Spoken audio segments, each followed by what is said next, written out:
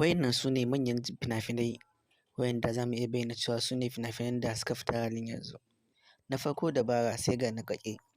Dukkanin fina-finan nan na farko dai wannan fim mai suna Dabara shine fim da ake so.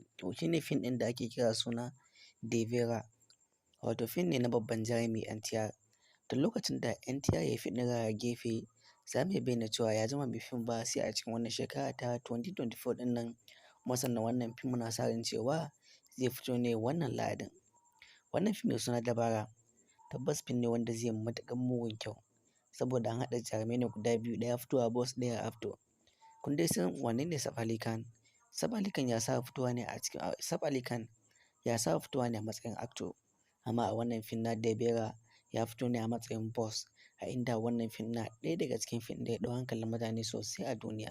Saboda wannan fim mai suna Dabera wanda aka sa mai suna Dabara a fassarar Sultan, wannan fim ɗin muna sa ran cewa wannan Lahadin zai fito.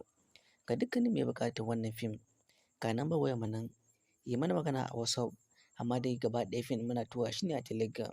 Sa'an nan muna da tsarin group, regular da kuma VIP.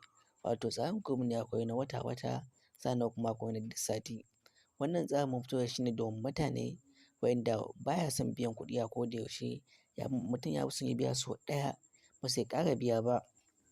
Yakan iya biyan kuɗi ƙanƙani na sati domin samun fina-finan satin nan gaba ɗaya, ko kuma ya biya na wata domin samun dukkan wannan fina-finan na wata gaba ɗaya.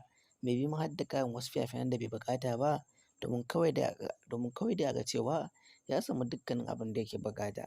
Kuma sannan dukkanin fina-finan da mutum kan iya samu a wajen mu suka kasance masu kiliya ne, wanda mutum ba zai da na sanin kallon wayannan fina-finai ba, saboda ko da datan nawa ya kashe ya sauke wannan fina-finai zai kalle su ne cikin nishaɗi da kuma ban dariya.